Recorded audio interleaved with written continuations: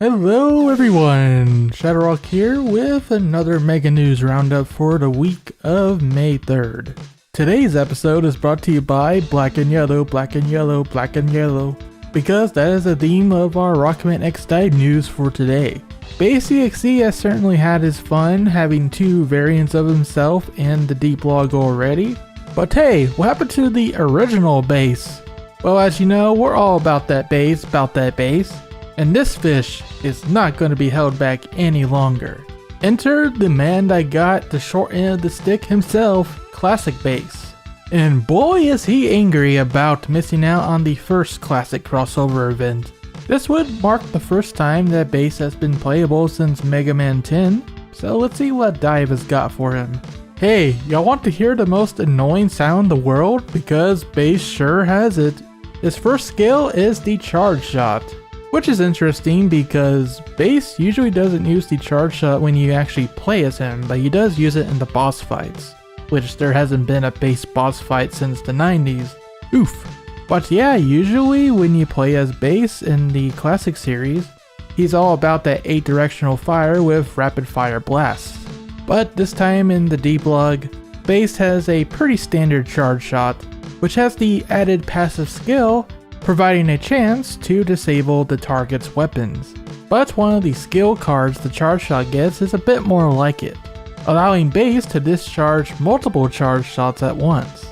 I count 5. Well, that's getting closer to the idea at least. Ought to pack a punch too. But anyway, yeah, Base uses the powered up charging sound effect. I didn't like that sound effect when I first heard it in powered up. It's gonna be really annoying here. Maybe this is just Base's way of punishing those EXE fans. Now for Base's second skill, which is Booster Kick. Oh my god, is that a Mega Man 2 The Power Fighters reference?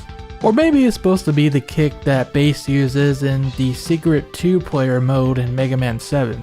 Either way, I was literally just talking to Hero about this a couple days ago, on stream even, so you can grab that evidence for yourself. How I would be giving this character a 0 out of 10 if Base did not do a kick. And what do you know, he's got one. Thanks Capcom. Keeping with the passive skill from the charge shot, the booster kick will allow Base the chance to disable skills for an opponent. Man, both weapons and skills, deadly. And hey, we got 2 passive skill hints during this trailer. Nope, I'm just kidding. We even get a third as a nice bonus. This one reads, when you hit an invulnerable target, Base gains an invulnerability status as well. There is also a low chance that Base will activate the skill when he is attacked. Gotta say, that already sounds better than Life Aura. I wonder if that also counts when an enemy dodges your skills in PvE. Considering how often regular enemies and bosses dodge your attacks in PvE, that would be useful. By the way, have I mentioned that dodge is a great mechanic? But anyway, nice of Capcom to give us 3 passive skill hints. Usually the Asian trailer gives us 1, and the Japanese trailer, which used to be entirely different, would just give us all the stuff. But recently, as early as the Colonel trailer, the Asian and Japanese trailers have been identical. I guess they decided it was pretty redundant making 2 separate trailers for the same thing, and decided to come together and redo the format of the trailers. Not too much, but we get more information out of it, so that's awesome for us. That's all for Base then, but did you notice something's missing? Yeah, we're all about that bass, but sadly, no treble. Although they could be saving treble for a treble boost Base alternate down the line, that would be an easy one. And hey, they did Base EXE GS for DiVE Festival, so treble boost could be DiVE Fest as well. But wait, there's more! We got one more character joining Base for this upcoming banner and the new event. By the way, the event is a rerun of the first Classic Series event we got. You know, the one with the Yoku blocks and the awful rush jet controls. Oh yes, they're back. Anyway, I hope you liked Rising Fire X because we have another A-rank special weapon character. This time it's Mega Man with the Thunder Beam. maybe this Mega Man will actually be available outside of an event. While we didn't get to see this character in action in a trailer, there was a Facebook posted on the DiVE Facebook page a couple nights ago revealing Thunder Beam Mega Man and the fact that the Yoku blocks are back. In the screenshot we can get a preview of the skill icons right here. Unfortunately they're not very descriptive, so we can only really guess what they actually do until the character comes out. It could end up being similar to Rising Fire X, where Mega Man gets a electric based charge shot and the Thunder Beam itself firing in 3 directions. Or you could also have a lightning skill that crashes down from top to bottom. Once again, all I can do is speculate until Wednesday.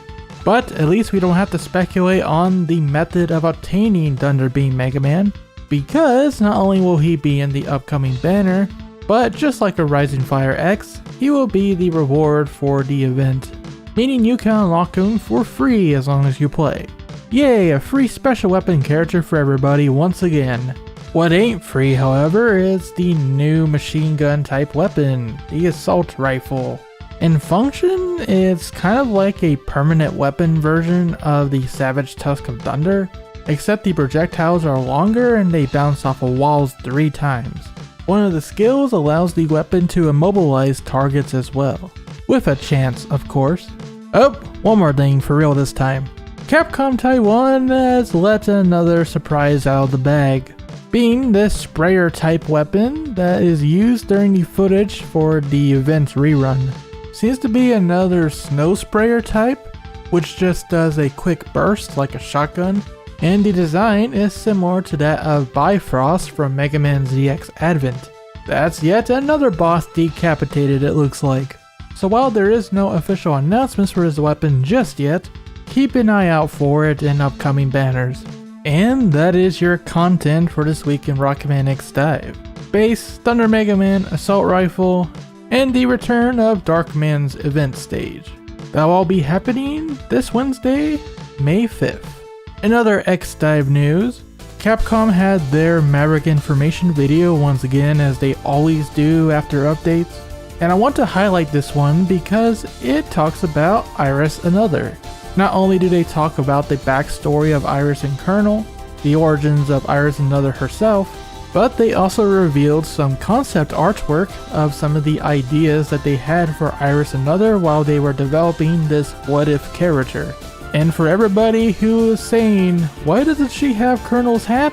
Well, at one point she did have the hat, as you can see on screen right now. So as a quick recap, the basic idea behind Iris Another was using Iris as a base, then incorporating Colonel's personality and design elements into the character herself. At first, they were going to go quite literal with Iris kind of cosplaying as Colonel, as you can see with the armor looking a lot more like Colonel and sporting the hat too. But their true vision for Iris Another was the fusion of both characters, both Colonel's strong combat skills and Iris's peaceful heart. So in order to reflect both of those qualities, they adjusted the design a few times to reflect Iris more in there. You can see how with the middle one, she's got the cape and the eye patch and some spikes on her shoulders, and you can see how they were starting to bring back the original top from Iris. Honestly, it looks more like a command mission design. Then they went through one more iteration before arriving at the final design, which definitely still gives off the military vibe, using Colonel's color scheme and everything, but also keeping Iris's original top in order to represent her peaceful heart that she still possesses. You can find more information about the process they went through in the Maverick Information video itself, which you can find a link to in the description below. But I did want to highlight this because this is an original character for Rockman X Dive. They say it's the second original character after Rico, but it's technically the third if you count Via. Will they do more what if characters down the line? Well, I hope they do. It'd be freaking awesome. And honestly, I think they will. I think they will make more of these what if characters. Not even just for the X series. You know, Zero, Battle Network, Star Force. Wait, no, Star Force isn't in there just yet, but I wish it did. but you get the idea. You know, a way they could cheat it a little bit is by bringing Vent in there, calling him a what-if character, even though you could play as him or Ale in the original game anyway. Wrapping up the DiVE news for today, we have 2 new pieces of artwork. These pieces of artwork are also part of a Japanese-only contest, so go figure. The first one is a really nice key art for the half anniversary in Japan, which is done by the man himself, Keisuke Mizuno. He says, "Congratulations to the half anniversary of Rockman X DiVE. To commemorate this, I made an illustration, poor though it may be. I've thrown in Via, who was absent from the main art, to represent the world view anew. I hope you will look forward to what they get up to." And these translations were posted on Rockman Corner, with translations provided by Midori, who runs the Mega Man Tuna Day Twitter. And well, in my humble opinion, I think this key art is awesome and would make a great wallpaper or poster. Perhaps more interesting, however, is the second piece of artwork from Hayato Kaji, whose name I probably said wrong. Hayato had been involved with the Mega Man X series up to X4 in terms of credited work, but as the profile goes on to say, he's been with Mega Man since Mega Man 4. He worked on the character designs for Bass, Duo, and Mega Man X itself. Funny that we get something from Bass's designer. And he also worked on character concepts for Mega Man Battle Network, and was in charge of Magma Man and Splash Woman sprites in Mega Man 9. As for the artwork itself, yeah, there's a lot to break down here, but first let's hear the comments from the man himself. "Congratulations to Rockman X DiVE on its half anniversary. On a personal note, I created this piece while thinking back on my work with the X series. This is an image themed after the opening stage. I hope you continue to enjoy the world of Mega Man X." Alright, so as he said, it's set in the highway stage, the opening stage from the first X game. We got Steen Chameleon there, which funnily enough looks a lot more like his Maverick Hunter X design. It's also been battle damaged, with smoke coming out of him.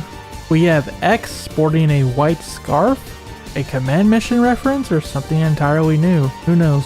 There's all Sigma looming in the background, but then we get to the really interesting part. A seemingly new character, wearing a face mask with a U adorned up top, white flowing hair, and a katana. What's the deal with this guy? It's not really said. Is he a scrapped character from Maverick Hunter X, an OC by Hayato, or the elephant in the room, an X9 hint? Honestly, I have no idea with this one. It's one of those things where it could mean everything, or it could mean absolutely nothing. But that's what the speculation mill is for, so everybody, tell me in the comments, what are your theories on this guy? What's he all about? Finally, we can move on from the deep log, but hold it! We have one more mobile game to talk about. Today, for the first time in quite a while, we are returning to the world of Teppen. The game that's basically Capcom All-Stars, but as a card battle game.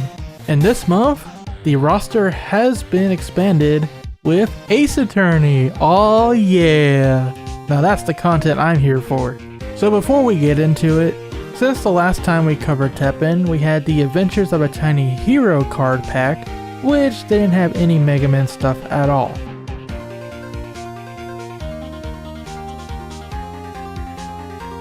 In March, we had the card pack A Dark Agenda, which gave us an assortment of new Mega Man X cards, which for like half of them, they seem to be going heavy in on the Colonel and Iris theme, kind of like what Rockman X DiVE has been doing lately.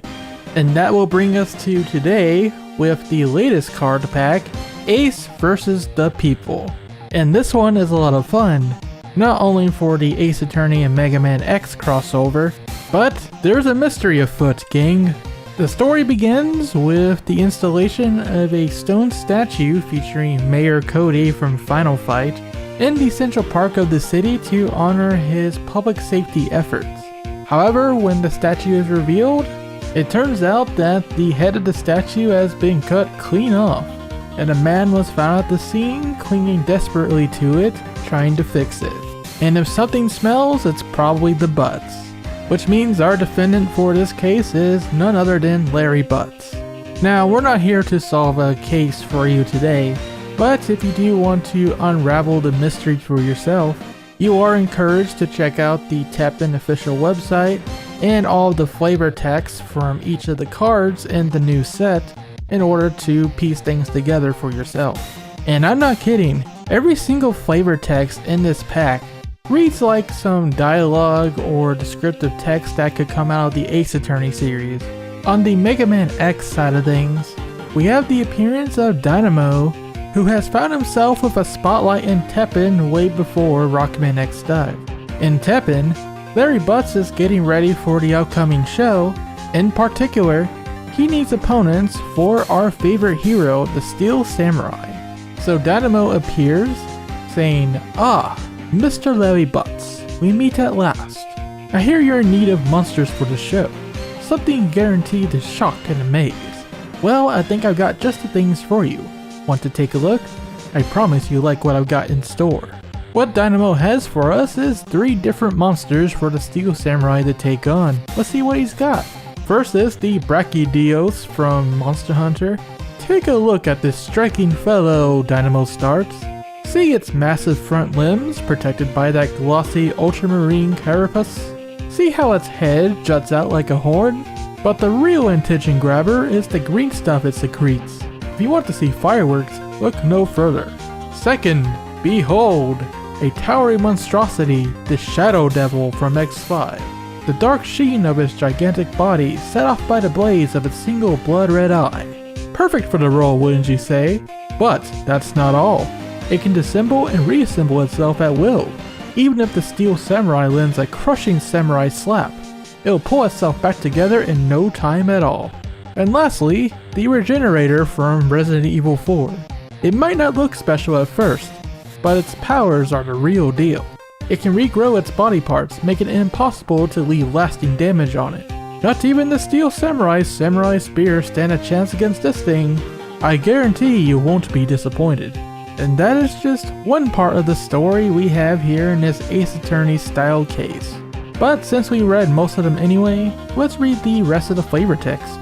Ground Scarovich, a self-proclaimed treasure hunter and archaeologist who was found conducting his own investigation in the ruins that were discovered in Central Park back in May.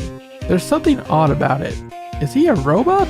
Dynamo, the underworld broker from Larry's testimony. It seems that he made the arrangements for the Steel Samurai's opponent, but both his identity and subsequent whereabouts are unknown. And lastly, Central Park ruins. These ruins appeared in May, revealed by the sudden collapse of the ground into a sinkhole. Demons lurked within, and the ruins were off limits until the threat was eradicated. With the demons gone, it is now possible to investigate inside. And that does it for the Ace vs. the People pack for the Mega Man X side of things. Dynamo really does steal the show for this one. Unfortunately, Phoenix Wright himself didn't become a playable character in Teppen just yet, but it's cool to see the series finally represented in Teppen itself, and it never hurts to have more Mega Man X stuff in there. Man, between this and Project Cross Zone 2, I want to see Ace Attorney stuff in DiVE even more. It may never happen, but a guy can dream, right? Meanwhile, perhaps you can dream about a what-if scenario involving the Mega Man Classic series. And you can do that by checking out the brand new parody manga that has been posted by Young Ace Up for free on their website. Yup, it's the parody mangas Rockman-chan and Rockman-san that we covered back at the end of last year. They are finally available to read. What's more, you can find an English translation for the mangas, thanks once again to Midori, who posted it on their Mega Man Tune a Day account. There is also a Spanish translation available, thanks to Aldo, which you can find a link to both the English and Spanish translations in the description below. As for the manga themselves, first of all you need to keep in mind this is a parody. It's not meant to be taken seriously, neither is it canon. It's just a fun alternate take on the world of the classic series. So Rockman-chan is an alternate take on Rockman's child years. Proto Man is the big brother, Roll is the big sister, and Rush is literally a Shiba dog. I am not kidding. They really don't take themselves seriously. Meanwhile, Rockman-san is about, well, Rockman when he grows up. You'll find Rockman visiting some of Dr. Light's robot masters, which makes for some interesting scenarios, like Cutman questioning his existence, because what is the point of the big cutters on his head when he's just a barber? Meanwhile, you get funny scenarios like Drunk Gutsman. Yes, Drunk Gutsman. Booze and all. It's just another take on what could have happened between the Mega Man Classic series and the X series, as the characters come to terms with their existence and why is Dr. Light this way. But again, it's literally just a parody, so don't think too much into it. Anyway, yeah, thank you to the people who made the translations for this, and once again, you can find it in the description below. So far, only chapter 1 from each of the mangas have been posted, and the next batch will be coming on May 12th, so stay tuned. To end off our Mega News Roundup, here's another reminder about Making Mega Man Code Legend. The educational software is now available for pre-order on Kickstarter. Now keep in mind, this is not your typical Kickstarter. Like I said, it's a pre-order system. You pledge just enough for the game itself, and then you get your copy when it's been produced. The big catcher is the price though. This thing is not going to come cheap, as it's going to set you back roughly $253 US. Yikes. And to be fair, that probably accounts for the Robo Kit 2.0 that you get with it for the motion controls. But yeah, if you want this thing, because it's probably going to become rare when it goes out of print, be prepared to drop the big bucks. Oh well, the audience for this kind of product is pretty niche as it is anyway, because it's not really a competitor to Mega Man Maker. The fan-made Mega Man Maker sets out to give the end user an easy way to create levels even for novices, whereas Making Mega Man Code Legend is all about teaching you how to actually program a game from scratch. Two entirely different concepts, just with a few overlapping similarities. If anything, the better comparison to Mega Man Maker would have been the level creator mode in Mega Man Powered Up. So yeah, for Making Mega Man, really this product is recommended for any aspiring video game developers that want to learn how to program, or maybe just get a little bit of insight in how Capcom makes Mega Man, as the manuals that come with the product also talk a bit about the video game industry as a whole and all that stuff. Speaking of, apparently they split up the manual into 10 different booklets for some reason, and when the Kickstarter originally launched, the cover artwork was just going to feature Mega Man by himself, but after some fan feedback which Artec came across as they've been snooping on all our Twitter accounts lately, they decided to revise their decision and include the full artwork for the book. Nice. And that just goes to show once again, it's worth pointing these things out. You never know what might happen. In conclusion, if you got an itch for some programming, Making Mega Man Code Legend is available for pre-order on Kickstarter until June 22nd, 2021, meaning you do get another month and a half to save up if you need to, as it's going to set you back $250 just about. If you need more information, we got the overview trailer in the description, as well as the Kickstarter page itself, which has a lot of fun information and infographics for you there. Take a look. That's all for today's Mega News Roundup. Thank you so much for watching. For more on all things Mega Man, stay tuned to ShadowRockZX. And if you like content like this, consider subscribing and ringing that bell.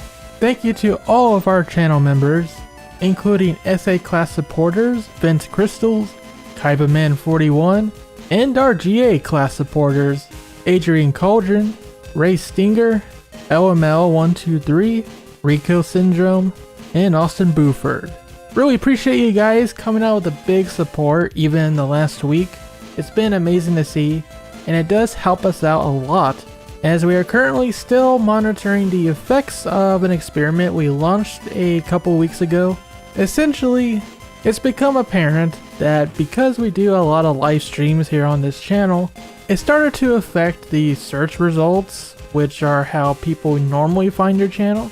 Because since the streams are a lot longer, if people don't watch the full thing, that count against your channel, and it makes YouTube not want to recommend your regular content as well, since YouTube counts the live streams and the regular content as the same thing. So if one section does badly, the other half suffers for it. So for that reason, in case you are not aware, we've started unlisting the live streams, at least most of them, but you can still watch them by going to the main page of the ShadowRockZX YouTube channel, and you'll find a playlist there called Every Livestream Ever, where you can watch all of the archives that we have done over the course of the week in pretty much every livestream we've done ever, as the playlist title implies. At this moment, it's hard to say if our experiment is paying off or not. It's very much going to be a long-term thing that we just have to keep an eye on. So in the meantime, we really do appreciate all of your support, whether you are financially supporting us, which by the way is not a requirement, that is not something we expect anyone to do, or especially for all of you who just watches and interacts with the channel. Without you guys, we wouldn't even be here doing this. So again, thank you from the bottom of our hearts. Gotta pay the guy editing this video after all. Isn't that right, Quint? Hey! Moving forward, of course, more content as usual. Rockman-X DiVE this Wednesday, and we shall work through the rest of the GA class supporter requests that we've gotten. Until then, rock on and have yourselves a great day or night.